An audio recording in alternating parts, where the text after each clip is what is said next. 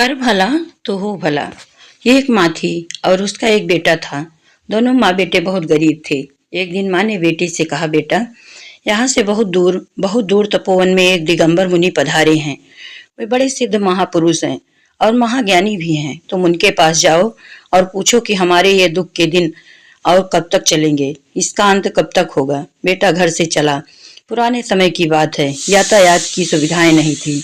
वह पद यात्रा पर था। चलते चलते सांझ हो गई। गांव में किसी के घर रात्रि विश्राम करने रुक गया।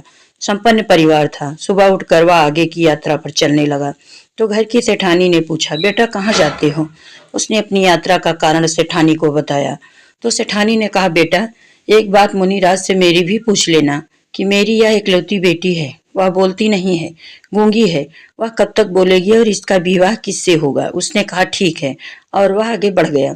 रास्ते में उसने एक और पड़ाव डाला। अब की बार उसने एक संत की कुटिया में पड़ाव डाला था। विश्राम के पश्चात जब वह चलने लगा तो उस संत ने भी पूछा, कहाँ जा रहे हो? उसने संत श्री को भी अपनी यात्रा के कारण बताया। संत ने कहा, बेटा, मेरी भी एक समस्या है, उसे भी पूछ लेना। मेरी समस्या यह है कि मुझे साधना करते हुए 50 साल हो गए, मगर मुझे अभी तक संतत्व का प्राप्त नहीं हुआ। मुझे कब संतत्व का स्वाद आएगा? मेरा कल्याण कब होगा? बस इतना ही पूछ लेना। युवक ने कहा, ठीक है, और संत को प्रणाम करके आगे बढ़ चला। एक पड़ाव और डाला। अब की बार पड़ाव एक किसान के खेत में था। रात में चर्चा के दौरान किसान ने उससे कहा, मेरे खेत के बीच में एक विशाल वृक्ष है। मैं बहुत परिश्रम और मेहनत करता हूँ, लेकिन उस बड़े वृक्ष के आसपास दूसरे वृक्ष नहीं होते हैं, पता नहीं क्यों। युवक ने कहा, मेरी भी समस्या का समाधान कर देना। युवक ने स्वीकृति में अगले दिन वह मुनिराज के चरणों में पहुंच गया। मुनिराज के दर्शन किए। दर्शन कर उसने अपने जीवन को धन्य माना। मुनिराज से प्रार्थना की कि प्रभु, मेरी कुछ समस्याएं हैं जिनका मैं समाधान चाहता हूँ, आप आज्ञा दे तो मैं श्री चरणों में निवेदन करूं। मुनि ने कहा, ठीक है, मगर एक बात का विशेष ख्याल रखना कि 3 प्रश्न से ज्यादा मत पूछना। मैं तुम्हें किन्हीं भी 3 प्रश्नों का ही समाधान दूंगा, उससे ज्यादा का नहीं। युवक तो बड़े धर्म संकट में फंस गया। अब क्या करूं? प्रश्न तो 4 हैं, 3 कैसे पूछूं? 3 प्रश्न दूसरे के हैं और 1 प्रश्न मेरा खुद का है। अब किसका प्रश्न छोड़ दूं? क्या लड़की का प्रश्न छोड़ दूं? नहीं, यह तो ठीक नहीं है। यह उसकी जिंदगी का सवाल है। तो क्या महात्मा के प्रश्न को छोड़ दूं? यह भी नहीं हो सकता। तो क्या किसान का प्रश्न छोड़ दूं? नहीं, यह भी ठीक नहीं है। बेचारा खून पसीना एक करता है, तब भी उसे कुछ भी नहीं मिलता। अंत में काफी उहापोह के बाद उसने तय किया कि वह खुद का प्रश्न नहीं पूछेगा। उसने अपना प्रश्न छोड़ दिया और शेष तीनों प्रश्नों का समाधान लिया और वापिस अपने घर की ओर चल दिया। रास्ते में सबसे पहले किसान से मुलाकात हुई। किसान से युवक ने कहा, मुनिराज ने कहा है कि तुम्हारे खेत में जो विशाल वृक्ष है उसके नीचे चारों तरफ सोने के कलश दबे हुए हैं, इसी कारण से तुम्हारी मेहनत सफल नहीं होती है। किसान ने वहां खोदा तो सचमुच सोने के कलश निकले। किसान ने कहा, बेटा, यह धन संपदा तेरे कारण से ही मिली है, इसलिए इसका मालिक भी तू है। और किसान ने वह सारा धन उस युवक को दे दिया। युवक आगे बढ़ा और संत के आश्रम आया। संत ने पूछा, मेरे प्रश्न का क्या समाधान बताया है?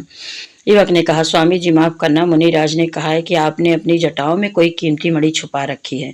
जब तक आप उस मणि का मोह नहीं छोड़ेंगे तब तक आपका कल्याण नहीं होगा। साधु ने कहा, बेटा, तू ठीक ही कहता है। सच में मैंने एक मणि अपनी जटाओं में छिपा रखी है और मुझे हर वक्त इसके खो जाने का, चोरी हो जाने का भय बना रहता है, इसलिए मेरा ध्यान भजन सुमिरन भी नहीं लगता। ले, अब तो इसे ले जा। और साधु ने वह मणि उस युवक को दे दी। युवक दोनों चीजों को लेकर फिर आगे बढ़ा।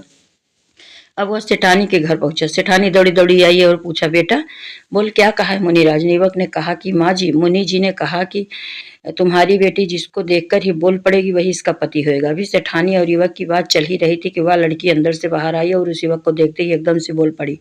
सेठानी ने कहा, बेटा, आज से तू इसका पति हुआ। मुनिराज की बाड़ी सच हुई और उसने अपनी बेटी का विवाह उस युवक से कर दिया। अब वह युवक धनमणि और कन्या को साथ लेकर अपने घर पहुंचा। माँ ने पूछा, बेटा, तू आ गया? क्या कहा है? मुनिश्री ने कहा, हमें इन दुखों से मुक्ति मिलेगी। बेटा ने कहा, माँ, मुक्ति मिलेगी नहीं, मुक्ति मिल गई। मुनिराज के दर्शन कर मैं धन्य हो गया। उनके तो दर्शन मात्र से ही जीवन के दुख पीड़ाएं और दर्द खो जाते हैं। माँ ने पूछा, तो क्या मुनिराज ने हमारी समस्याओं का समाधान कर दिया है?